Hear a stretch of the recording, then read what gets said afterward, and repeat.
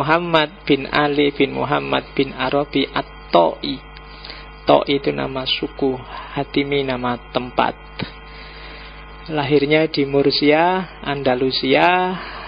Gelarnya Muhyiddin, orang yang menghidupkan agama. Itu tak sebut satu guru-gurunya, guru sufinya saja itu ada 55 orang. Sufi besar. Dia tidak bikin torekot tertentu, tapi nanti para pengikutnya, murid-muridnya, orang yang suka dengan ajaran-ajarannya, mendirikan satu aliran, satu torekot yang dikenal dengan nama Akbariyah. Diambil dari gelarnya Syekhul Akbar. Jangan salah, dalam sejarah Islam ada dua nama Ibnu Arabi. Kadang-kadang Ibnu Arabi yang ini dikasih Ibnul Arabi. Tapi kadang-kadang juga tidak dikasih, karena memang ada dua orang yang sama-sama namanya Ibnu Arabi, yang sama-sama sufi sebenarnya. Meskipun Ibnu Arabi yang satunya awalnya adalah pejabat pemerintahan di Andalusia. Awalnya adalah qadhi, ahli fikih. Cuma terus kemudian keluar dari pemerintahan dan jadi sufi. Cuma yang dimaksud bukan yang itu. Yang kita maksud hari ini adalah Ibnu Arabi At-Ta'i Al-Hatimi, yang dikenal nanti mempopulerkan ajaran Wahdatul Wujud. Oke, bismillah, kita cari hikmah dari pikiran-pikirannya Ibnu Arabi. Saya tidak akan masuk terlalu jauh ke kontroversinya. Kita lihat modus berpikirnya Ibnu Arabi. Yang pertama, katanya Ibnu Arabi, pengetahuan itu ada 3 jenis. Kalau di Ibnu Arabi bukan bayani, irfani, burhani. Tidak. Katanya Ibnu Arabi, ada yang pertama ada ilmu akli, yang kedua ilmu ahwal, dan yang ketiga ilmu asror. Yang pertama ilmu akli. Kalau bayani, irfani, burhani, ya bayani dan burhani itu ilmu akli. Dua-duanya pakai akal. Jadi pengetahuan yang sifatnya empiris dan rasional. Biasanya kan orang membaginya empiris sendiri, rasional sendiri. Kalau di Ibnu Arabi enggak lah. Pengetahuan empiris dan rasional itu ya sama aja. Apa ada empiris murni tanpa rasio? Enggak ada. Rasio murni tanpa bekal empiris tidak akan bisa. Akal murni itu kan enggak jalan. Dan itu kan sudah dibuktikan oleh Immanuel Kant. Mikir itu harus sintesis, ada bahannya dan akal jadi alatnya. Dan dua-duanya itu yang oleh Immanuel Kant disebut ilmu akli. Ini tidak bisa dipertentangkan, itu satu wilayah kok. Maka diskusi mana lebih penting Al-Quran sama akal itu tidak relevan. Kenapa? Dua-duanya dipakai. Kamu baca Quran nggak pakai akal ya tidak bunyi. Ya kan? Lah kamu pakai akal nggak ada Qurannya loh. Yang kamu pikir apa? Sumbernya, sumber berpikirnya apa? Jadi dua-duanya harus dipakai. Mana yang lebih tinggi? Nggak ada yang lebih tinggi, sama-sama butuh. Quran akan diam kalau akalnya nggak dipakai. Gitu loh. Akal juga akan tidak jelas kalau orientasinya tidak ada Quran. Dan dua-duanya kalau di Ibnu Arabi itu ilmu akli, diperoleh lewat akal.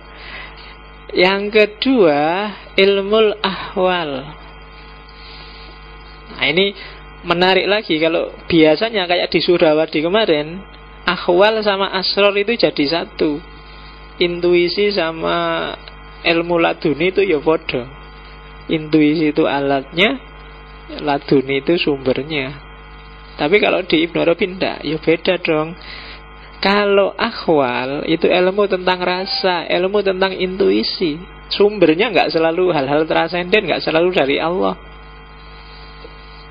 Jadi ini tidak akal, ini ilmu yang harus direct experience, dialami langsung. validitasnya lebih tinggi daripada ilmu akli. Gitu loh. Ilmu akli itu kamu punya teori bahwa gula itu manis, terus kamu baca buku teori tentang gula. Itu ilmu akli. Tapi ilmu ahwal, untuk tahu gula itu manis, terus kamu minum teh yang ada gulanya.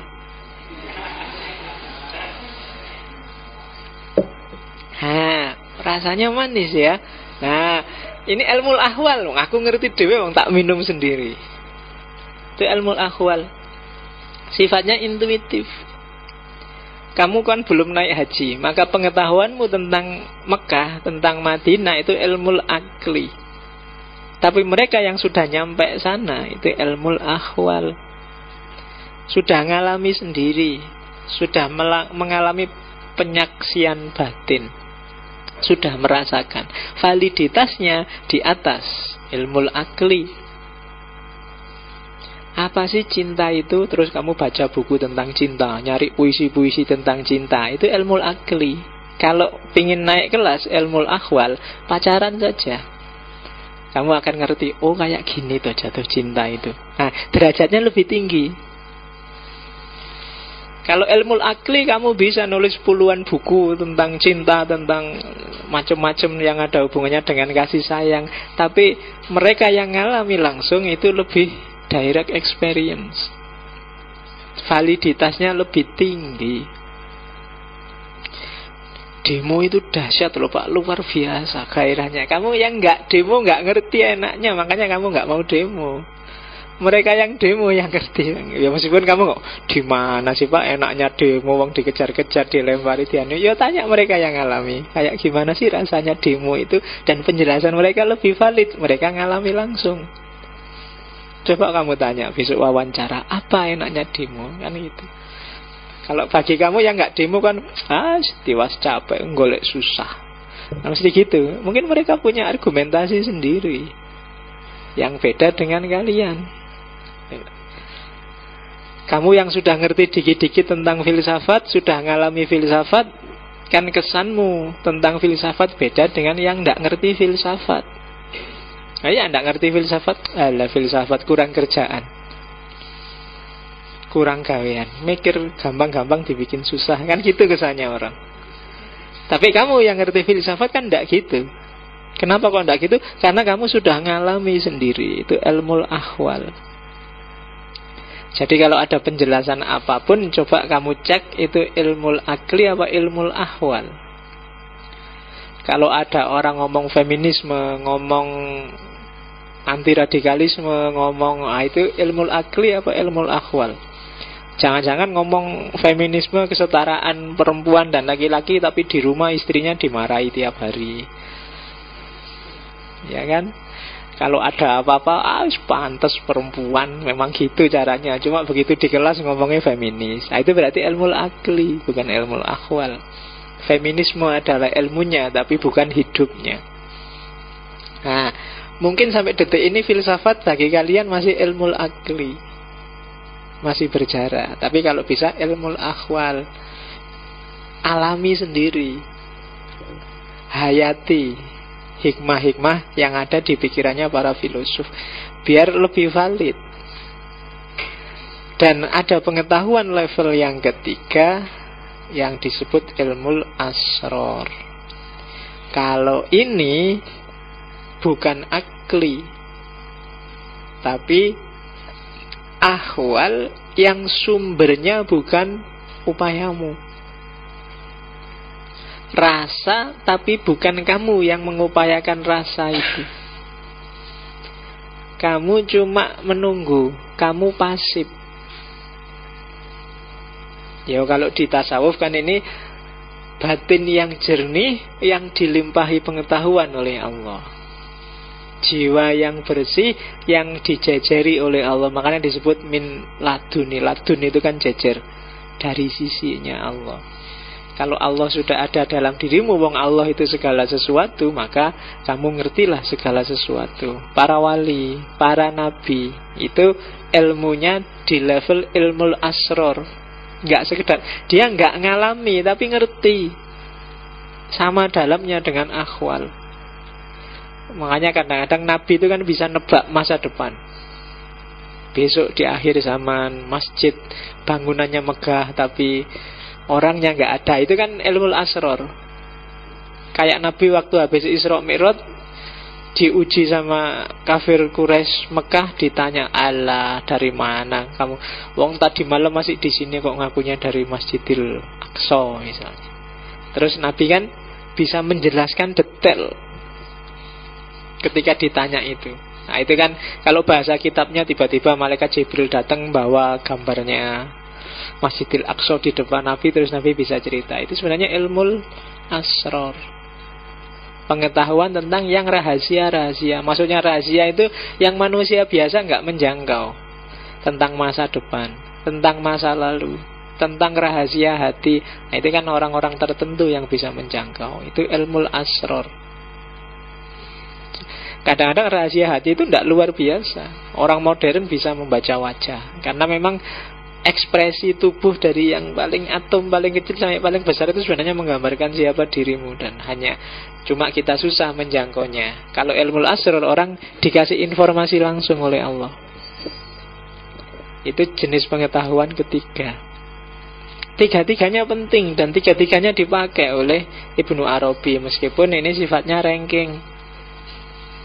Yang paling meyakinkan ya ranking pengetahuan jenis ketiga. Di bawah itu pengetahuan jenis kedua, dan di bawah itu pengetahuan jenis pertama. Oke, pengetahuan jenis pertama kamu peroleh keluar, dalam arti kamu cari kebenaran di luar dirimu. Kalau pengetahuan jenis kedua, kamu melihatnya ke dalam. Kalau bahasanya Mehdi H.I. Riyasdi itu pengetahuan swa objek. Karena untuk tahu kan kamu ngecek dirimu. Tadi saya minum teh untuk ngerti bahwa teh itu manis kan saya nggak tanya ke sana, tapi saya ngecek ke dalam. Jadi objek pengetahuannya aku, yang mengetahui juga aku. Sehingga itulah disebut pengetahuan swa objek. Saya ini cinta apa enggak ya? Itu kan ke dalam, urusan rasa.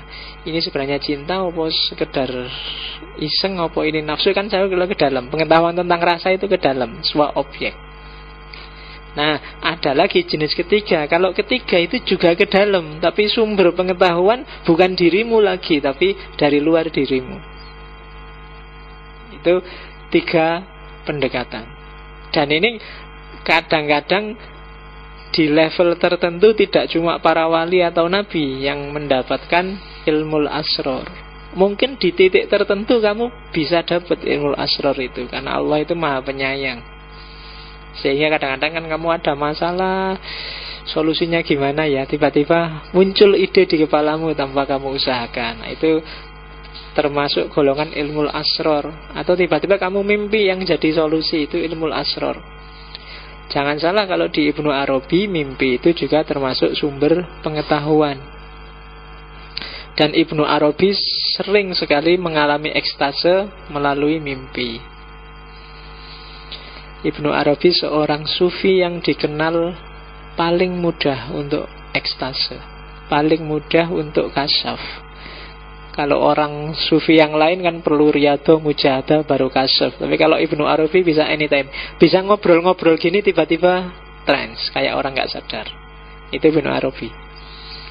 Bisa tidur biasa tiba-tiba kasyaf, tiba-tiba. Itu istimewanya Ibnu Arabi.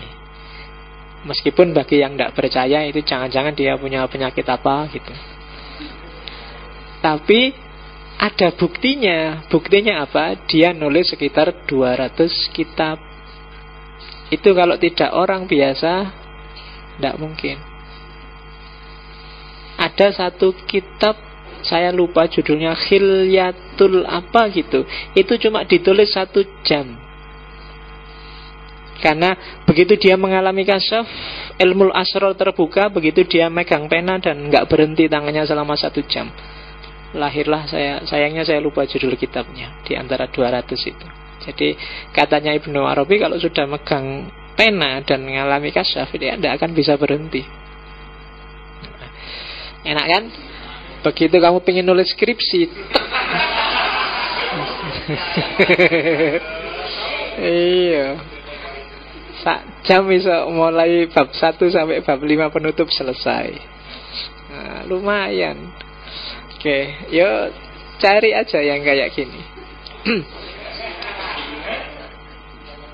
Ya, zaman dulu, lupa, 5-6 tahun yang lalu ada mahasiswa yang garap skripsi di Usuluddin, di UIN, tentang Ibnu Arabi.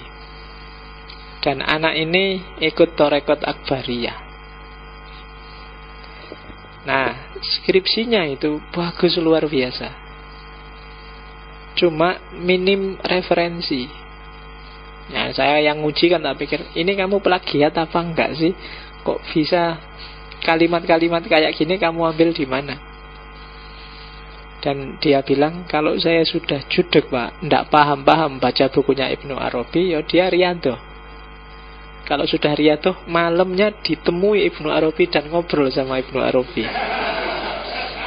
Yo. Oh itu kan bingung kan, lah iki piye ngujine secara ilmiah. Tapi ndak pakai referensi dan dia nggak plagiat. Ya berarti paling ndak kan tak anggap ya wis Ibnu Arabinya nanti, yang penting itu pikiranmu sendiri nggak jiplak dan bagus gitu. Oh itu kan alternatif. Kalau kamu sudah judek wis riado wae. Siapa ngerti dapat ilham apa dapat apa lah gitu. Lumayan. Dan benar itu, jadi saya lupa tahun berapa itu ya. Dan memang bagus sekali. Ya meskipun dosen yang lain nggak percaya tadi, situ. Tapi memang dia ikut Torekot. Dan setiap kali dia buntu, tidak paham-paham, dia melakukan amalan tertentu, riadah tertentu, dan malamnya bisa ngobrol sama Ibnu Arabi. Oke. Ya, kalau diceritain enak, cuma begitu kamu ngerti riadahnya gimana, mungkin kamu besok-besok saja pak, mesti gitu. Karena kadang-kadang kan riadahnya Torekot itu kan agak berat, itu mungkin puasa, wiritan lah, nggak tidur lah, nggak apa lah, itu kan bagi kamu kan berat. Kamu kan siap nggak tidur kalau ada siaran langsung sepak bola aja kan. Di luar itu kan kamu males sholat. Oke, jadi itu jenis pengetahuan. Jadi jangan salah, ya selama ini modus berpikir kita hanya di pengetahuan jenis pertama atau paling jauh jenis kedua. Jenis kedua pun kita sering tidak percaya. Itu kan jenis pengetahuan intuitif, pengetahuan instinktif, itu kan kita sering tidak percaya. Kita anggap itu firasat, itu kan jenis pengetahuan kedua. Kita nggak peka di situ karena kita nggak pernah latihan, melatih ketajaman intuisi kita. Dan kenapa kamu nggak percaya? Karena memang kamu nggak melatih itu, sehingga intuisimu nggak bisa dipercaya. Orang yang intuisinya tajam itu bisa loh membaca mungkin hal-hal yang ini besok mesti kayak gini, ini besok mesti itu bisa. Itu intuisi. Cuma modus berpikir kita selama ini hanya ilmu akli, sejak SD sampai kuliah. Dan di luar itu kan nggak diakuin cara berpikir ilmu akli yang oleh Barat sudah dikritik habis-habisan karena polanya agak positivistik.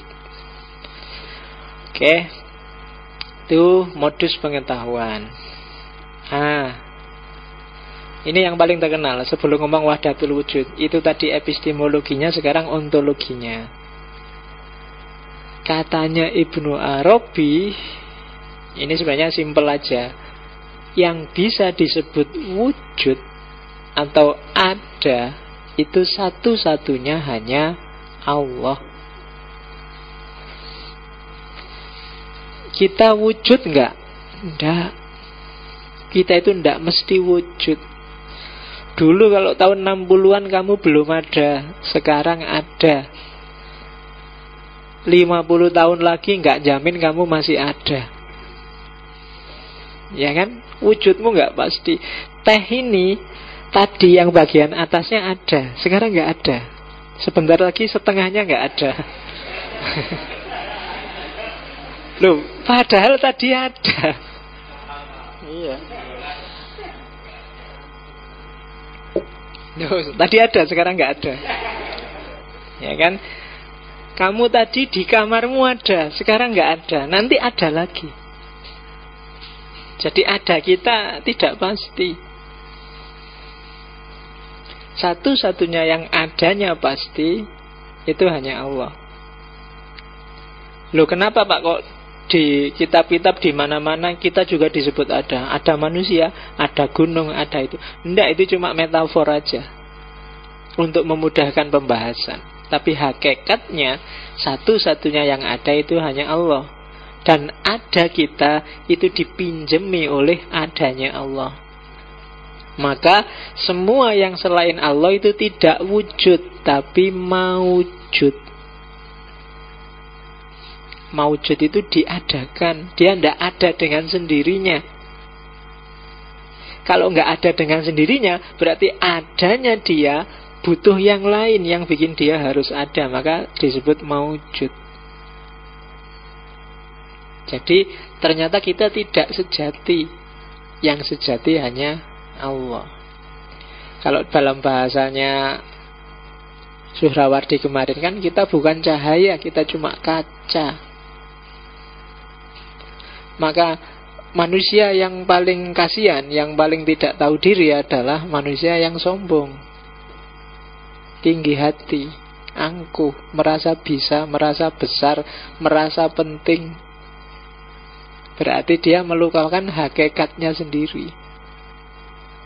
Makanya kesombongan setitik aja bikin orang tidak bisa masuk surga. Kenapa? Karena dia keluar dari hakikat kediriannya, hakikat wujudnya. Wong kamu itu nggak ada. Adamu seperti apapun itu jasanya Allah. Kalau kamu ganteng itu memantulkan keindahannya Allah. Kalau kamu Nggak ada orang jelek itu. Yang ada orang eksotis. Loh iyalah, kamu itu jangan bilang jelek. Cakep dan jelek itu relatif, bos. Iya, kalau eksotis itu kan khas kan jadi. Daripada kamu bilang wah wajahmu eksotis sekali kan nggak apa-apa. Kalau dibilang jelek nanti kan ya. Jadi, lu kan pernah tak ceritain kan, ternyata cantik dan jelek di bagian-bagian negara di dunia ini persepsinya beda-beda. Makanya kamu lihat bule-bule yang ke Indonesia itu, masuk nyari bule juga, nanti yang putih-putih enggak, dia nyari yang hitam-hitam, yang agak ledak-ledak, yang nggak pernah mandi itu dia seneng. Coba aja kamu lihat bule-bule itu yang jajari itu kan yang gitu-gitu. Karena bagi mereka, ini kulitnya kulit timur, wajahnya wajah timur, dan biasanya disebut eksotis oleh mereka. Jadi yo, jangan mau dibilang jelek, bilang aja wajahku eksotis loh. Oke. Oke. Ya, jangan minder dan jangan sombong. Begitu kamu minder, berarti kamu tidak terima dengan yang memancarkan adanya padamu. Tidak ada yang jelek itu. Orang Afrika aja yang disukai, saya bilang dulu kan, Afrika itu tidak suka dengan kulit putih. Karena bagi mereka kulit putih itu jelek. Mereka lebih suka kulit yang hitam dan mengkilat. Jadi jangan mandi 3 hari, itu mengkilat kan kulitmu, kena keringat. Nah, itu orang Afrika suka hitam yang mengkilat. Bibir tipis merah mereka jijik.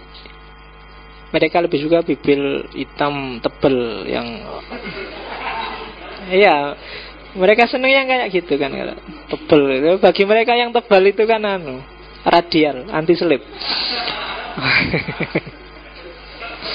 Iya, jadi iya, kamu yang bibirnya tebel nggak usah bilang bibirku besar, bilang aja bibirku radial, anti selip, pokoknya mesti kena. Oke, ngomong apa sampai ke situ? Wujud lagi. Nah, seperti apa sih hubungannya? Lah terus gimana Pak hubungan